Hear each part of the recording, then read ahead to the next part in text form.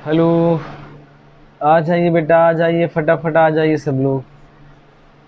आ जाओ, शुरू करते हैं। आज हम लोग पढ़ने जा रहे हैं बेटा मैकेनिज्म ऑफ यूरिन कंसंट्रेशंस और फिल्ट्रेशन। क्लियर? आ जाइए बेटा, फटाफट आ जाइए, शुरू करते हैं। आज का टॉपिक बड़ा मज़ेदार टॉपिक है। हम लोगों ने पढ़ा था कि हमारी किडनी के अंदर 1 किडनी के अंदर 1 to 1.2 मिलियन नेफ्रॉन होते हैं। तो आज हम लोग सिर्फ और सिर्फ बात करेंगे एक नेफ्रॉन की। ठीक, कितने नेफ्रॉन की बात करेंगे हम लोग? सिर्फ और सिर्फ 1 नेफ्रॉन की बात करेंगे, जिसमें हम लोग देखेंगे कि कंसंट्रेशन कैसे बदलती है। ठीक है, अगर हम लोग देखें, सबसे पहले एक चीज़ हम लोगों को याद होनी चाहिए कि ब्लड में जो कंसंट्रेशन होती है बेटा, वो होती है नॉर्मल 300 मिली ऑस्मोल पर लीटर। ठीक, 300 मिली ऑस्मोल होती है, एक्चुअल में होती है 290, लेकिन हम लोग 300 लेके चल रहे हैं। कितनी होती है बेटा? 300 मिली ऑस्मोल। ठीक है ना? अब इसमें एक ख़ास चीज़ हम लोगों को देखने को मिलेगी कि हम लोगों ने देखा भी था कि एफरेंट आर्टेरियोल, ये ग्लोमेरुलर कैपिलरीज थी, एफरेंट आर्टेरियोल, फिर उसके बाद हम लोगों ने फिल्ट्रेशन पढ़ा था। तो आज इसी में हम लोग डिस्कस करने जा रहे हैं टॉपिक। देखते चलिएगा सब लोग, ये रफ कर दे रहे हैं या साइड में आप लोग याद रखिएगा। कितनी होती है नॉर्मल बेटा? 300 मिली ऑस्मोल। ठीक है ना? अब देखिए यहाँ पे अगर हम लोग बात करें, ये जो रीजन है बेटा, मैं थोड़ा सा अलग बनाऊं ताकि बात समझ में आए। ये जो रीजन है पीसीटी का है, उसके बाद शुरुआत हो जाती है descending limb of Henle loop. Descending limb of Henle loop ये थिन होता है। क्या होता है बेटा? थिन होता है। और ये जो पोर्शन है बेटा, ये है असेंडिंग लिम्ब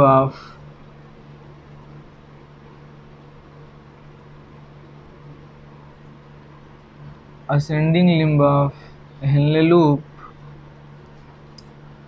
जो थिक होता है। और ये क्या है बेटा? डीसीटी। और ये क्या है बेटा? सीडी। और ये क्या है? यूरिनरी ब्लैडर है, क्योंकि यहीं से पास होना है यूरिन को। ठीक, तो एक एक चीज़ समझते चलते हैं बेटा, बहुत ही आसान चीज़ है। ये क्या है बेटा? आप जानते होंगे पीसीटी है।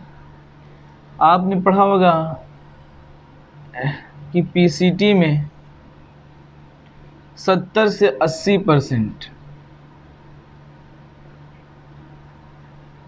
वाटर एंड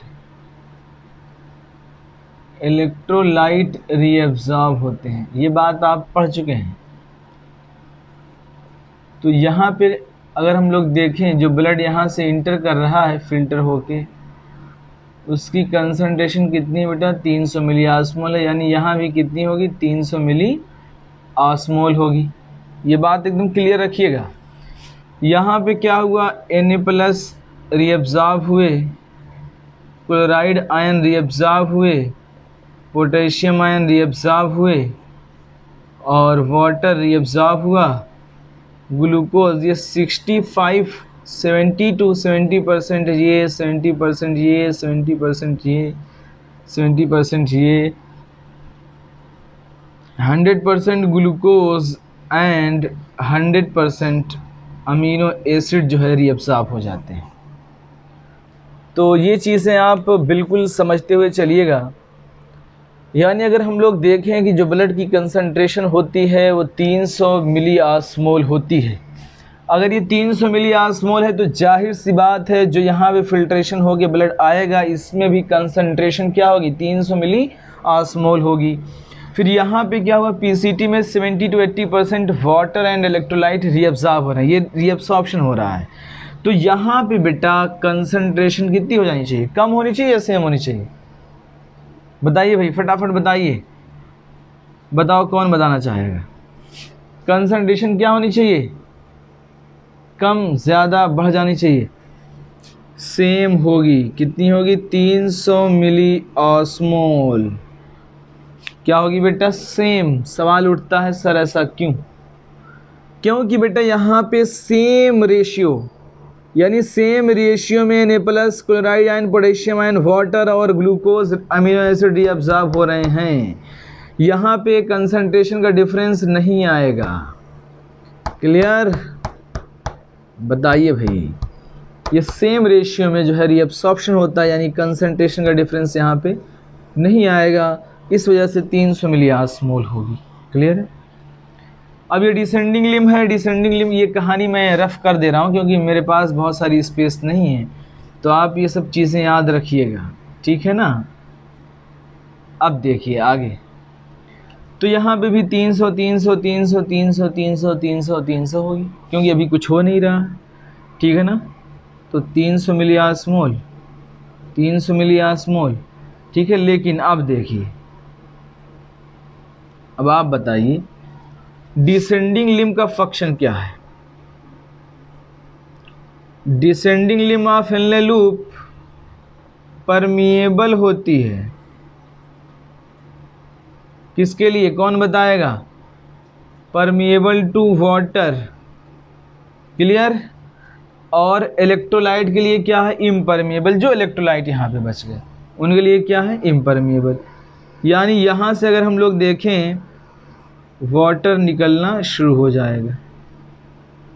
जब ये वाटर निकलेगा बेटा तो बताइए यहाँ पे धीरे धीरे 400, ठीक, 600, 800, 1000, 1200, कंसंट्रेशन धीरे धीरे क्या होगी, बढ़ती जाएगी। हमेशा कॉर्टेक्स के रीजन में कंसंट्रेशन कम होती है, ठीक है ना, क्योंकि 300 मिली आस्मोल होती है, धीरे धीरे कंसंट्रेशन बढ़ती है। तो यहाँ पे बढ़ते बढ़ते जब यहाँ आ गए तो यहाँ पे बेटा एक स्पेशल पंप होता है, ठीक। यहाँ पे अब ये असेंडिंग लिम्ब है। असेंडिंग लिम्ब किसके परमिएबल है बेटा? मैक्सिमम जो कंसंट्रेशन पहुँचती है बेटा वो 1200 जब पहुँच जाती है, यही मैक्सिमम कंसंट्रेशन है। Ascending limb of Henle loop क्या करता है बेटा, परमिएबल है किसके लिए, इलेक्ट्रोलाइट के लिए। किसके लिए परमिएबल है बेटा, इलेक्ट्रोलाइट के लिए। अगर ये इलेक्ट्रोलाइट के लिए परमिएबल है इसका मतलब क्या होगा, और इम्परमिएबल होगा किसके लिए, वाटर। असेंडिंग लिम्ब परमिएबल है इलेक्ट्रोलाइट के लिए, ठीक है ना। तो यहाँ पे क्या होंगे, इलेक्ट्रोलाइट जो है बेटा, descending limb permeable to water, ठीक है। अब यहाँ पे परमिएबल है इलेक्ट्रोलाइट के लिए, तो इलेक्ट्रोलाइट्स यहाँ से निकलना शुरू हो जाएंगे। तो Na plus, K plus, chloride ion यहाँ से क्या होंगे बेटा, निकलना शुरू हो जाएंगे, ठीक है। ये इंटरस्टिशियल है, यहाँ पे कंसंट्रेशन क्या होगी, बढ़ेगी। अब यहाँ पे धीरे धीरे क्या होगा कि जैसे जैसे हम लोग ऊपर जाएंगे तो 800, 600, 400, यहाँ पे 200 हो जाती है। जैसे जैसे यानी हम लोग ऊपर जाएंगे, जब इलेक्ट्रोलाइट यहाँ से निकलना शुरू हो जाएंगे बेटा, तो यहाँ पे क्या होगा, कंसंट्रेशन धीरे धीरे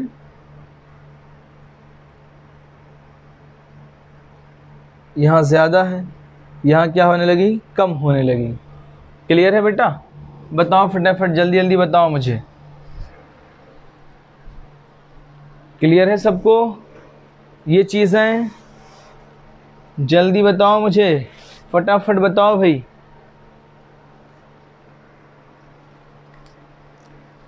ठीक, समझ में आ रहा है कि नहीं? 300 कैसे हुई, 600 कैसे हुई? वाटर निकलना शुरू हो गए थे यहाँ से, क्योंकि ये क्या है बेटा, डिसेंडिंग इम्परमिएबल है वाटर के लिए, वाटर निकलना शुरू हो गए। ठीक है ना? धीरे धीरे धीरे धीरे क्या हुआ, यहाँ से जब हम लोग यहाँ पहुँचे, स्पेशल पंप मैकेनिज्म चलती है जहाँ से क्लोराइड आयन, पोटेशियम आयन सब निकलना शुरू हो गए। और यहाँ पे डाइल्यूशन, यानी हम लोग कहें यहाँ पे डाइल्यूशन हो रहा है। यहाँ पे क्या हो रहा है बेटा, डाइल्यूशन हो रहा है, क्योंकि यहाँ से निकलना शुरू हो गए थे क्या, इलेक्ट्रोलाइट। ठीक है ना? यहाँ पे इलेक्ट्रोलाइट थे, वाटर निकलना शुरू हो गए तो कंसंट्रेशन बढ़ रहा था, यानी हाइपर ऑस्मोल था, यहाँ पे हाइपो ऑस्मोलिटी आ गई है। क्या ये बात क्लियर है? बताओ भाई फटाफट बताओ जो है।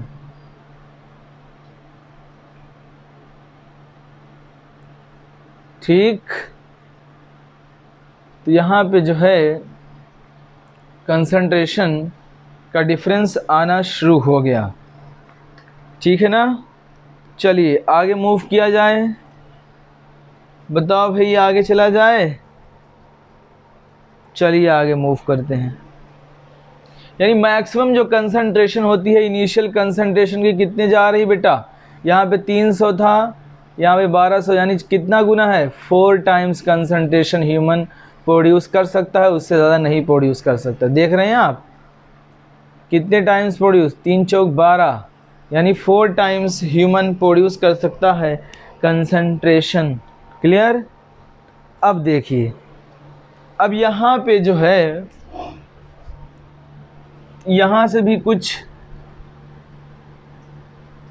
Na+Cl- और वाटर का रिएब्सॉर्प्शन होता है अगर ADH होगा तो। पहले इतना समझ लीजिए आप, ठीक है? फिर मैं दूसरी फिगर में दिखाऊं। इतना समझ गए हों आप तो बताइए। अब यहाँ पे क्या होता है बेटा, अगर ADH मौजूद है तो सम Na+ और वाटर रिएब्सॉर्ब हो जाते हैं यहाँ से भी। ठीक है ना? जब ये एब्जॉर्ब हो जाते हैं, फिर यहाँ से ये पास होते होते यूरिनरी ब्लैडर में, यानी ये सीढ़ी है, क्या है बेटा, कलेक्टिंग डक्ट में कलेक्ट हुआ, देन यूरिनरी ब्लैडर से ये पास आउट हो जाता है। ठीक है? बताओ भाई क्लियर है? चलिए आगे मूव करते हैं। अब समझिए दूसरी चीज़।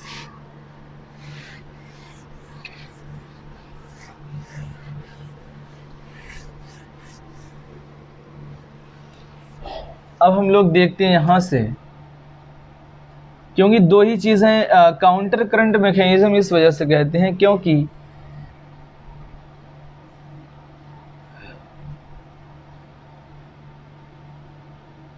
पीसीटी थिन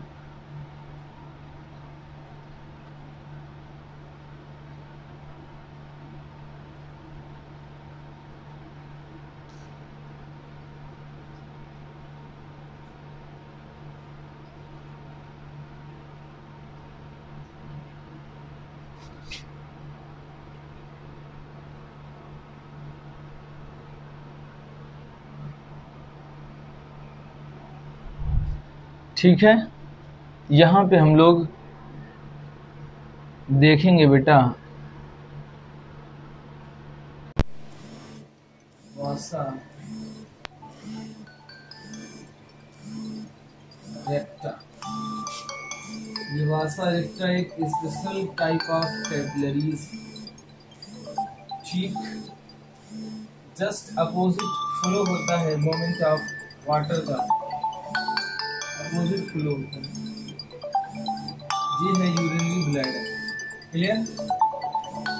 तो यहाँ पे तो अब्सॉर्प्शन हो चुका था, कंसंट्रेशन धीरे धीरे ये 1200, ये 1000, 800, 600, 400, 300, ठीक है। इस तरीके से बेटा हम लोगों ने देखा ये वासा रेक्टा कैसे एक्सचेंज मैकेनिज्म हो रही है। यहां से बाहर क्या आ रहा है बेटा,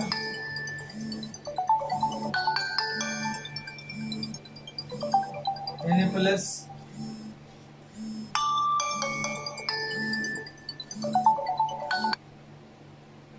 डायग्राम देखिएगा, मैकेनिज्म ऑफ यूरिन कंसंट्रेशन और फिल्ट्रेशन, जो ये वासा रेक्टा है और ये हेनले लूप है, इसमें हम लोग देखते हैं अगर, तो यहाँ पे क्या होता है बेटा, कंसंट्रेशन यहाँ पे 1200 है और यहाँ पे 1000, 800, 600, 400, 300, 200।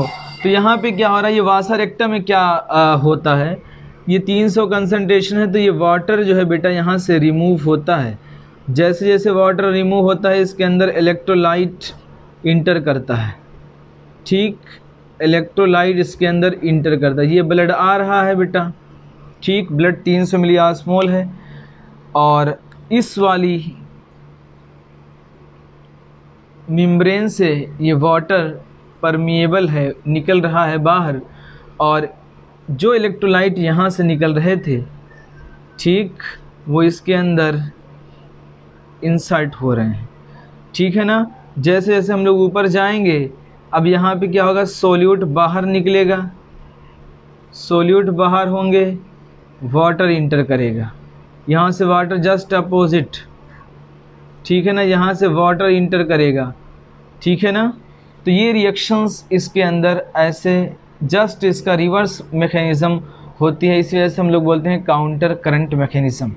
अब यहाँ पे जो भी वाटर थे, अब यहाँ पे क्या होता है, एक चीज़ देखिएगा,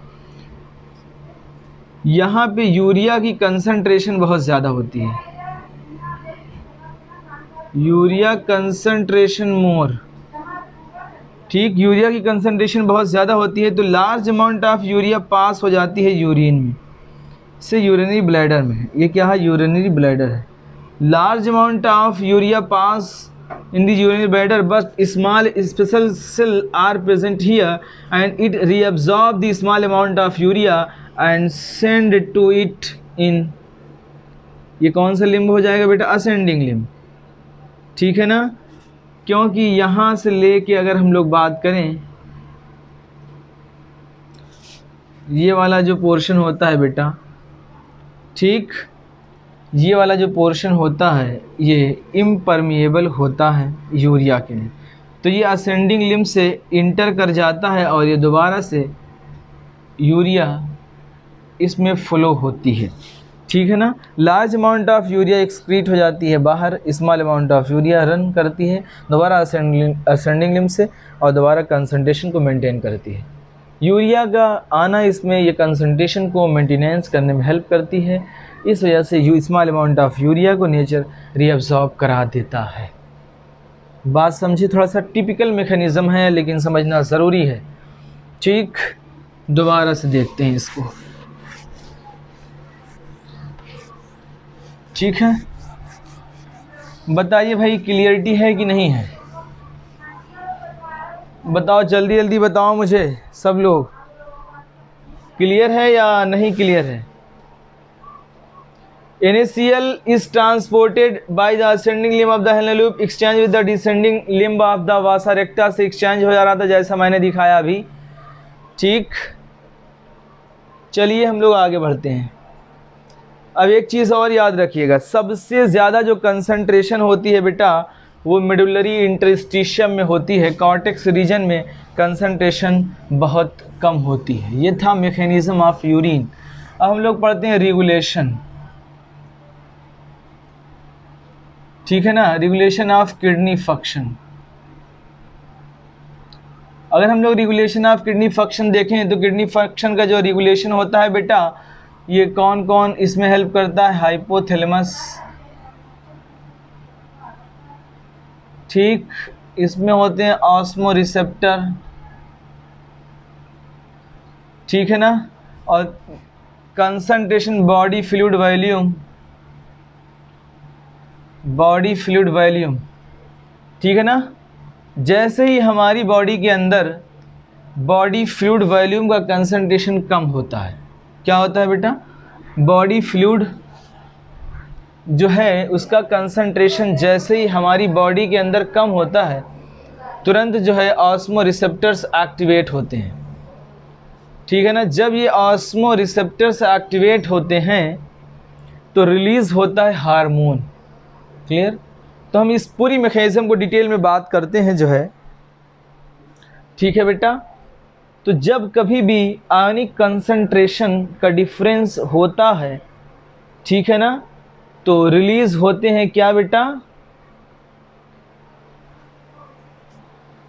पोस्ट हाइपोथैलेमस।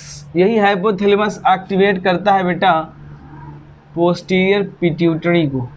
अब पोस्टीरियर पिट्यूटरी से जो हार्मोन रिलीज होते हैं कौन कौन से होते हैं बेटा? वैसोप्रेसिन। ये क्या करता है? वैसोकॉन्स्ट्रिक्शन करता है। ठीक, अब देखते हैं हम लोग आगे क्या होता है। बॉडी फ्लूइड का कंसंट्रेशन कम है,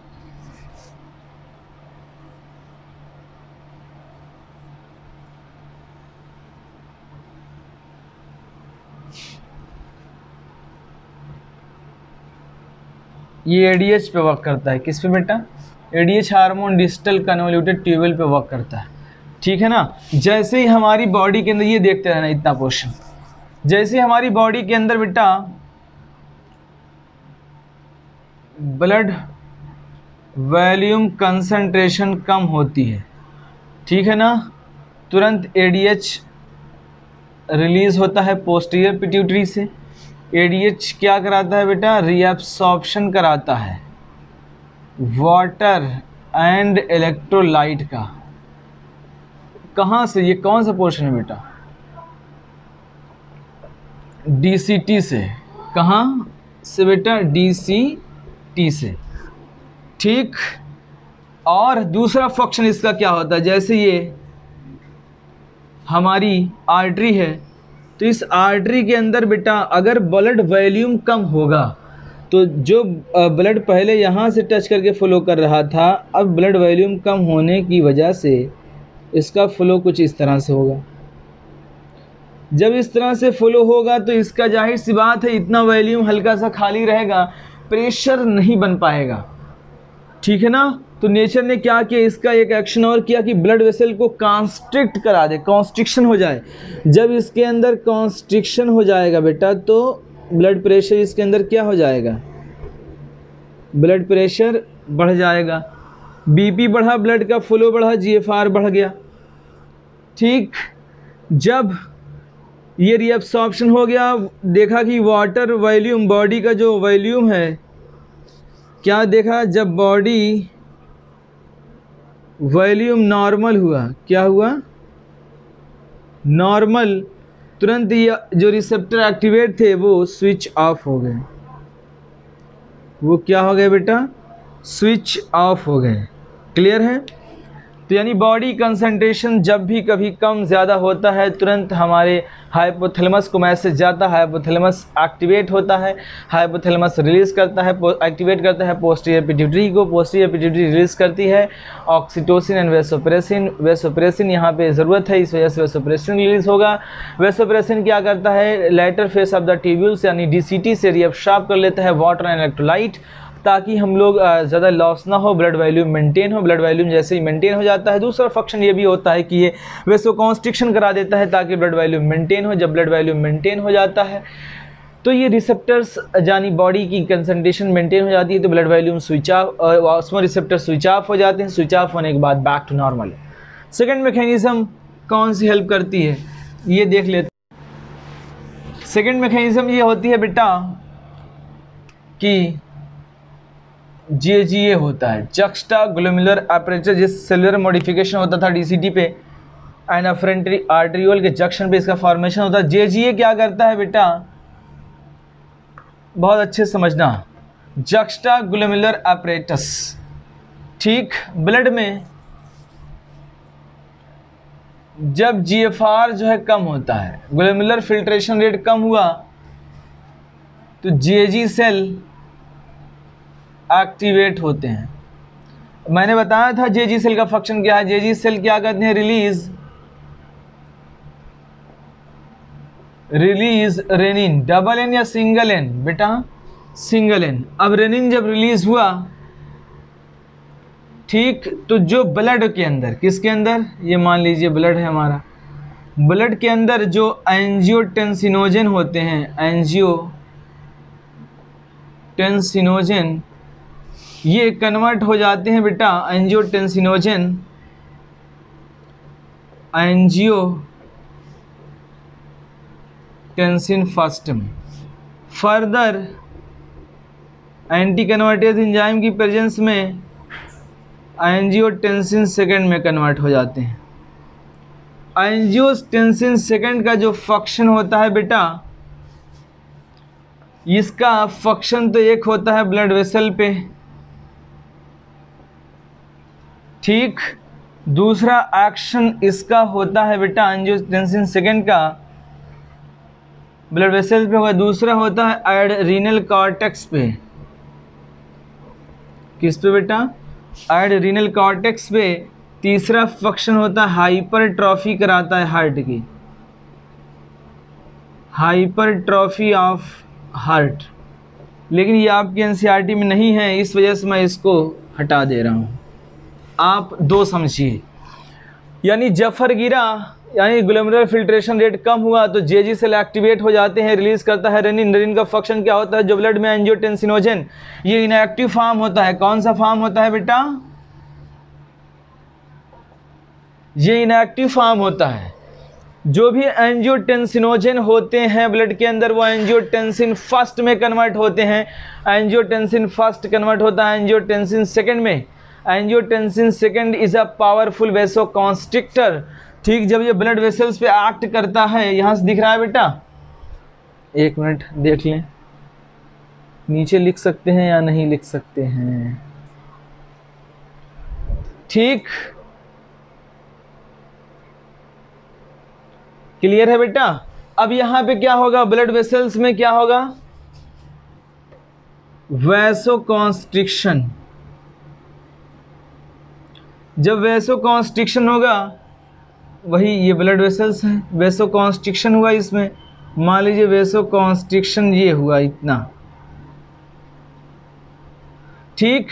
जब वैसोकॉन्स्ट्रिक्शन हुआ तो ब्लड प्रेशर क्या हो गया, बढ़ गया, ब्लड फ्लो क्या हो गया, बढ़ गया, जीएफआर क्या हुआ, बढ़ गया, ठीक है ना। वैसोकॉन्स्ट्रिक्शन हुआ तो बीपी बढ़ा, जीएफआर बढ़ा, क्लियर। अब एड्रिनल कॉर्टेक्स पे, एड्रिनल कॉर्टेक्स से रिलीज होते हैं बेटा हार्मोन, जिसका नाम होता है एल्डोस्टेरॉन। एल्डोस्टेरॉन क्या करता है बेटा, डीसीटी पे एक्ट करता है, यहाँ से एब्जॉर्ब करता है Na+ एंड वाटर को, ठीक, क्लियर है। बताओ भाई जल्दी जल्दी मुझे, क्लियर है ना सबको।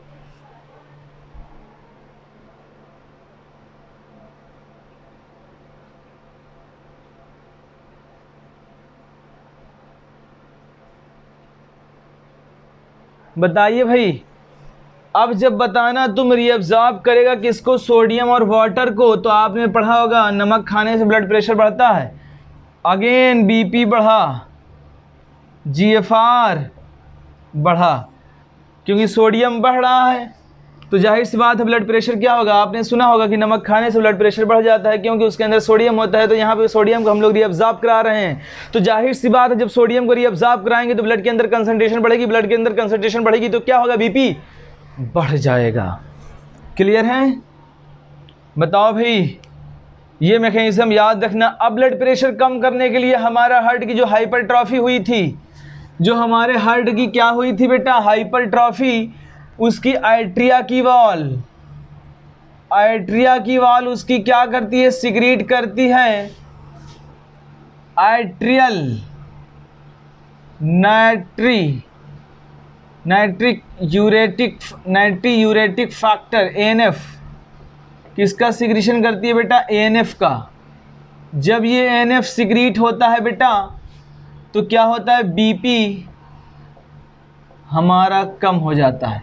यानी ब्लड प्रेशर को कम करने के लिए नेचर ने हमारी बॉडी के अंदर भी बहुत सारे केमिकल बनाए हुए थे जो आर्टिया की वॉल से सिक्रीट होता है, ठीक है ना। बीपी क्या हो जाता है, इससे लो हो जाता है और नॉर्मल कंडीशन आ जाती है। यानी रेनिन, ये पूरी जो मैकेनिज्म पढ़ रहे थे, it is a renin angiotensin mechanism.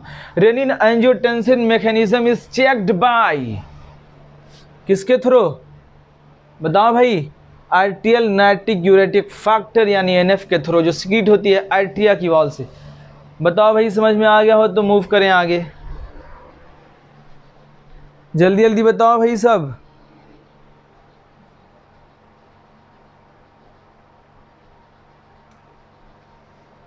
ठीक, उम्मीद करते हैं कि समझ में आ गया होगा। नेक्स्ट हम लोग मूव करते हैं अगले पॉइंट पे। चलिए अब हम लोग मिक्सचुरेशन की बात करते हैं। मिक्सचुरेशन इज अ रिफ्लेक्स एक्शन, ठीक। किसकी बात करने जा रहे हैं बेटा हम लोग, मिक्सचुरेशन की।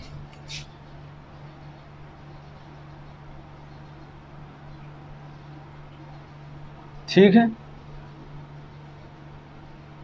जो यूरिनरी ब्लैडर होता है बेटा ये ट्रायंगुलर स्ट्रक्चर है। कैसा स्ट्रक्चर होता है, ये ट्रायंगुलर स्ट्रक्चर है जिसकी कैपेसिटी होती है बेटा 500 टू 600 ml। कैपेसिटी तो 1 लीटर तक होती है, ठीक है, 500 टू 1 लीटर कैपेसिटी होती है। जब यूरिन 500 फिल हो जाता है इसमें तो अम्बलाइकस पे पेन होता है। कहाँ पे पेन होता है, अम्बलाइकस के ऊपर पेन होता है क्योंकि ये स्ट्रेच होते हैं, ठीक है। अब यहाँ पे क्या हुआ, ये किडनी के थ्रू ये आ रहे हैं और यहाँ से ये आ रहे हैं, यहाँ पे यूरिन फिल हो रहे हैं। क्या हो रहा है, यूरिन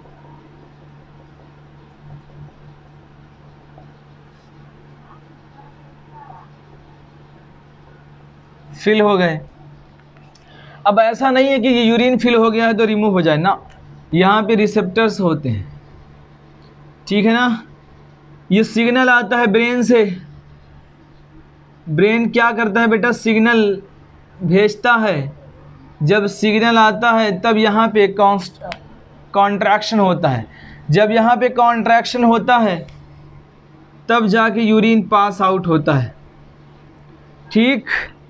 अगर यहाँ पे क्या आता है बेटा, कॉन्ट्रैक्शन होता है, कॉन्ट्रैक्शन होने के बाद यूरिन पास आउट हो जाता है। ऐसा नहीं है, कभी कभी होता है कि जब हम लोग यानी सिग्नल जब आएगा तभी मिक्सचुरेशन होगा, तभी यूरिन पास हो पाएगा। कभी कभी होता क्या है कि हम लोग जाते हैं बाथरूम में लेकिन कुछ देर बाद वापस आ जाते हैं क्योंकि सिग्नल जब आ रहा था बार बार तब तो आप गए नहीं, लेकिन जब सिग्नल नहीं आ रहा था तब आप गए हुए हैं। तो कभी कभी ऐसा होता है जो है कि मिक्सचुरेशन नहीं होती है, हमें वापस आना पड़ता है, फिर उसके बाद सिग्नल का इंतज़ार करना होता है हम लोगों को। क्लियर है बात, बताओ भाई। अब बताइए फटाफट, मैं बता चुका हूँ कितने लीटर यूरिन पास करते हैं हम लोग, कौन बताएगा मुझे, बताओ भाई। कितने ml यूरिन को हम लोग पास करते हैं पर डे, 1 to 1.5 लीटर, कितना। और बताओ कितना जो है पीएच होता है यूरिन का। यूरिन को बेटा हम लोग वॉल्यूम कितना पास करते हैं, पीएच कैसा होता है, ओडर कैसी होती है, कलर कैसी होती है, बताओ फटाफट। और यूरिया कितना होता है उसके अंदर, वॉल्यूम होता है 1 to 1.5 लीटर, पीएच होता है 6 यानी स्लाइटली एसिडिक है, ओडर कैसा होता है, बैड ओडर है, कलर कैसा होता है बेटा, येलोविश। आप लोग बता नहीं तो क्या करें, यूरिया कितना होता है यही बता दो। 40 से 50, 60 से 70, 20 से 25, 20 से 25 मिलीग्राम या ग्राम, ग्राम होता है। क्लियर है। पीएच 6 और किसकी होती है बेटा, लेस देन 6 होती है एसिड रेन की, रेन एसिड रेन की। ठीक है, चलिए क्लियर है। अब बताइए यूरिन से हम लोग यूरिन एनालिसिस यानी इन्वेस्टिगेशन करके हम लोग कौन कौन सी बीमारी पता लगा सकते हैं। यूरिन में बेटा आरबीसी आ सकती है, हमें चूरिया हो जाए, ठीक। डब्ल्यूबीसी आ सकती हैं, ठीक है ना। आरबीसी डब्ल्यूबीसी सेल कास्ट यानी हम लोगों को दिख सकता है, ठीक। इसमें हम लोगों को प्रोटीन दिख सकती है, जो आप फर्स्ट ईयर में करेंगे। कीटोन बॉडी आ सकती हैं, ठीक है ना। ग्लूकोज आ सकता है, ठीक, जिसमें आप लोग फर्स्ट ईयर एमबीबीएस में बेटा ये टेस्ट परफॉर्म करेंगे। पूरे साल यही करना होता है। बार बार हम लोगों को जो है, आपने पढ़ा होगा टॉलन टेस्ट, ठीक, फेलिंग टेस्ट। पूरे साल एमबीबीएस में आप बायोकेमिस्ट्री के लैब में यही टेस्ट करेंगे और एग्ज़ाम में भी वही पूछा जाएगा। क्लियर है। तो आपको ये टेस्ट जो है परफॉर्म करना होगा। हम लोग पता लगा सकते हैं कीटोनूरिया है कि नहीं, डायबिटीज़ मेलाइटस है, फास्ट अगर जो है कोई फास्ट है, ये लॉन्ग समय तक फास्ट है वो, ठीक है। बहुत लंबे समय तक अगर कोई जो है, जो वक्त कल से शुरू है, मेरे ख्याल से बहुत सारे लोग आज होंगे भी, जो है आप लोगों को बहुत बहुत मुबारक हो जो है रमज़ान। और एक हिम्मत रखिए, जो है रोज़ा रखिए, ठीक है। जो हमारी बॉडी में डेड सेल्स होती हैं या बहुत सारी जो है गंदगी होती है, वो एंटीबॉडी उसको रीअब्ज़ॉर्ब कर लेती है, खा जाती है, यानी कैंसर होने के चांस बहुत कम होते हैं। जो भी डेड सेल्स पड़ी होती हैं इधर उधर, ठीक है ना, जो एंटीबॉडी होती है वो उसको खा जाती है। जब उसको कुछ नहीं मिलता खाने को, तो फास्ट रहने से ये सब फ़ायदे होते हैं, ठीक है। दूसरी चीज़, सबसे हमारी इंटरनल एनर्जी बढ़ती है, ठीक है। हम लोग इंटरनली मजबूत होते हैं कि हाँ हम ये कर सकते हैं, जो है, ठीक है। कभी कभी अंदर से हम लोगों को ऐसा फील होता है कि हम ये सब नहीं कर सकते, ठीक। तो हमें वो सब चीज़ें इंटरनल एनर्जी प्रोवाइड करती है, ठीक है, कि हाँ हम ये कर सकते हैं। क्लियर। चलिए बेटा अब मूव करते हैं अगले टॉपिक पे। बताइए समझ में आ गया सबको? पढ़ा रहे हैं बेटा, आएगा क्यों नहीं, है कि नहीं। चलिए अब हम लोग बात करते हैं, थोड़ा सा कुछ टॉपिक थोड़े थोड़े रह गए हैं, आप लोग पढ़ सकते हैं, लेकिन हम थोड़ा सा पढ़ा ही दे रहे हैं। अब एक्सक्रीशन की अगर हम लोग बात करें बेटा, कि रिमूवल वाटर का कहाँ कहाँ से हो सकता है, तो वाटर रिमूव जो होता है बेटा, लीवर भी करता है, स्किन भी करती है, किडनी के थ्रू हो ही रहा है, ठीक है, लंग्स भी करता है। लंग्स 18 लीटर CO2 रिमूव करता है और स्मॉल अमाउंट ऑफ वाटर भी रिमूव होते हैं। स्किन के थ्रू भी होते हैं remove water, electrolyte Na+, Cl-, urea,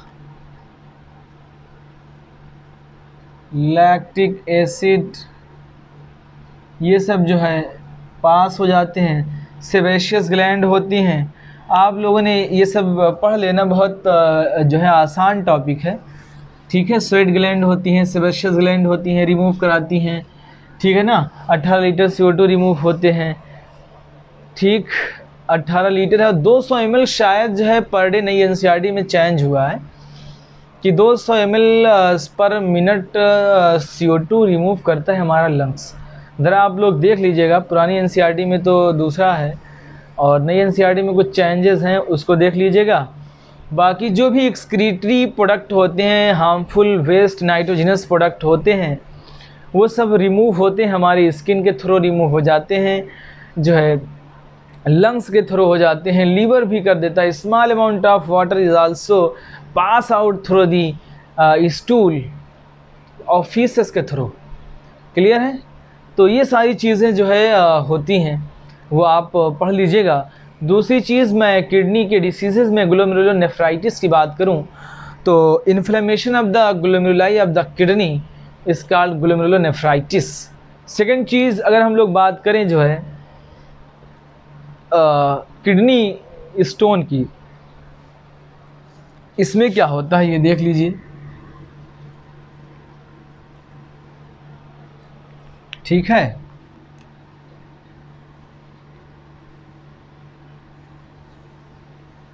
इसमें देखना आप लोग, ये रीनल स्पेसेस हैं, ये कॉर्टेक्स रीजन है, कॉर्टेक्स करो मेडुलरी रीजन है, पिरामिड्स हैं, ये वाला पोर्शन कॉर्टेक्स रीजन है, आउटर कैप्सूल की कवरिंग है, अंदर जाके दो पार्ट में टूट जाते हैं, inner medulla outer cortex.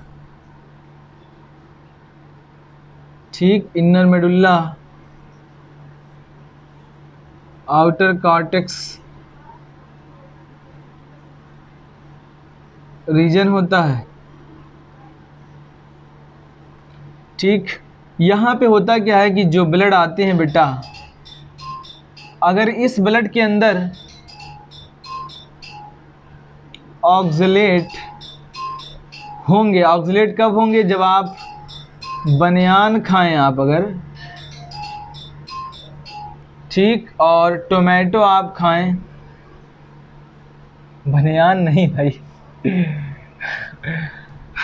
Sorry, tomato आप अगर खा रहे हैं, ऑक्सलेट जहाँ जहाँ होता है, टोमेटो हो गया, गुआवा हो गया, ठीक है, नाशपाती हो गई, अगर ये सब चीज़ें आप जो है खा रहे हैं तो इसमें ऑक्सलेट की कंसंट्रेशन ज़्यादा होती है। और बैगन हो गया,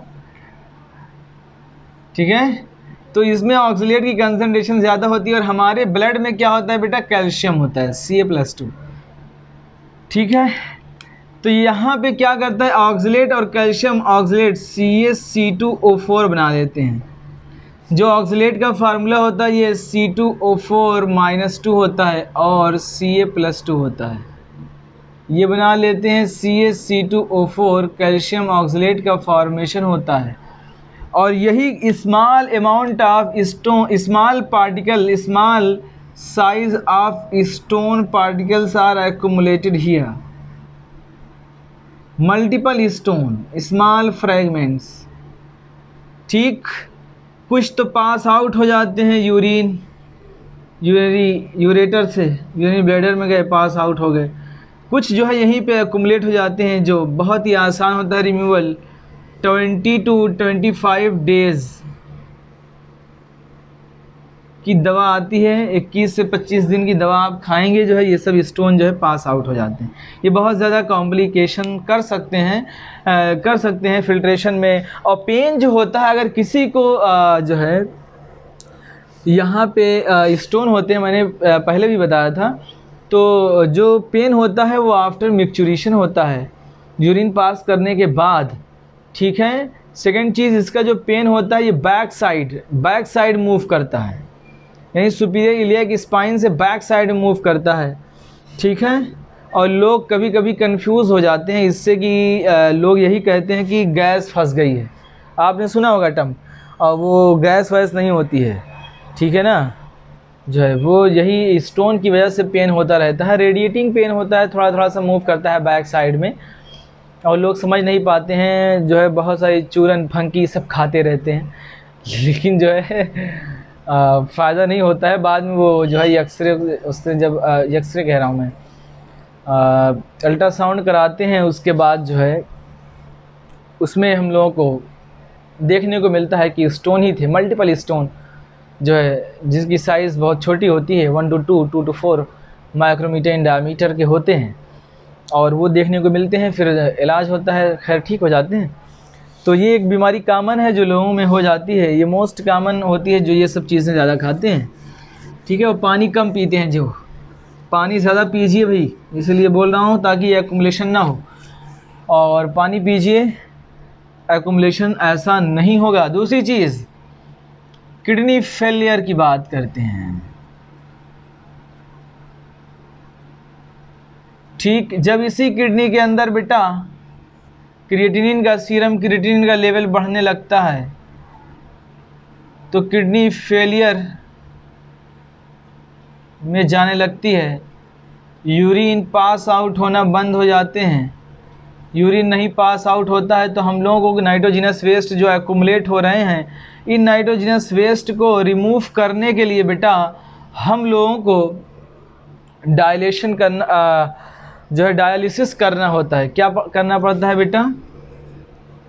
डायलिसिस करनी पड़ती है। जो हमारी कन्वीनियंट आर्टरी है, जो इजी हम लोग कर सकते हैं, यहाँ से भी लोग कर देते हैं, लोग यहाँ से भी जो है डायलिसिस कर देते हैं, ठीक है ना, जिसमें हम लोग क्या करते हैं, नाइट्रोजनस वेस्ट को रिमूव करते रहते हैं, ठीक है, जब तक क्रिएटिनिन का लेवल बढ़ा होता है। और क्रिएटिनिन का लेवल जो है नॉर्मल शायद लेस देन 1 होता है, और ये 20 से 25 जब बढ़ जाता है तो डेथ होने का चांस होता है, किडनी फेलियर में चली जा चुकी होती है, यूरिन पास आउट नहीं हो पाता। ये डिटेल मैकेनिज़्म है जो आपके सिलेबस में है नहीं, आप पढ़ेंगे कितने ml अगर यूरिन पास आउट हो रहा है तो हम लोग कहेंगे 50 to 100 ml है, जो है अगर पर डे जो 1 से 1.5 लीटर है ये कम हो के 50 to 100 ml हो जाए तो हम लोग कहेंगे कि किडनी जो है जा रही है, फेलियर के चांस ज़्यादा है। तो ये आगे का टॉपिक है जो आप में है नहीं, ठीक है। तो यहाँ पे हम लोग क्या करते हैं, जो हमारी कन्वीनियंट यानी इजीली हम लोग जहाँ से डायलिसिस कर सकते हैं उसी आर्टरी को हम लोग चूज़ करते हैं और हम लोग डायलिसिस कर देते हैं, ठीक है ना। डायलिसिस के बाद क्या होता है कि जो नाइट्रोजनस वेस्ट होते हैं ये रिमूव हो जाते हैं तो पेशेंट को आराम हो जाता है। क्लियर है बेटा? आप लोग डिटेल पढ़िएगा, ठीक है। और यूरिया का लेवल क्या होता है, बढ़ने लगता है ब्लड में। यूरिया का लेवल बढ़ा तो बेटा जो है प्रॉब्लम आने लगती है, ब्रेन डैमेज होने लगता है और लीवर डैमेज होने लगता है।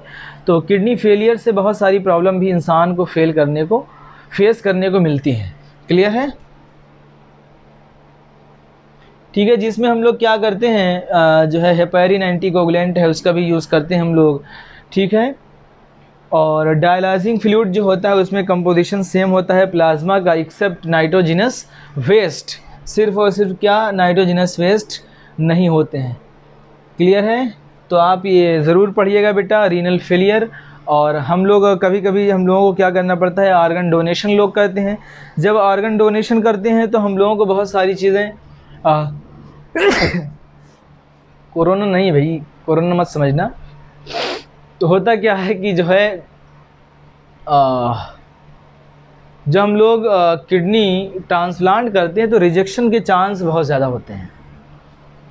तो किडनी ट्रांसप्लांटेशन के लिए हम लोग टिश्यू मैचिंग करते हैं, ठीक है। हम लोग क्या करते हैं, साइक्लोस्पोरिन आपने पढ़ा होगा, इम्यूनोसप्रेसिव एजेंट है जिसको हम लोग देते हैं ताकि रिजेक्शन के चांस कम हो।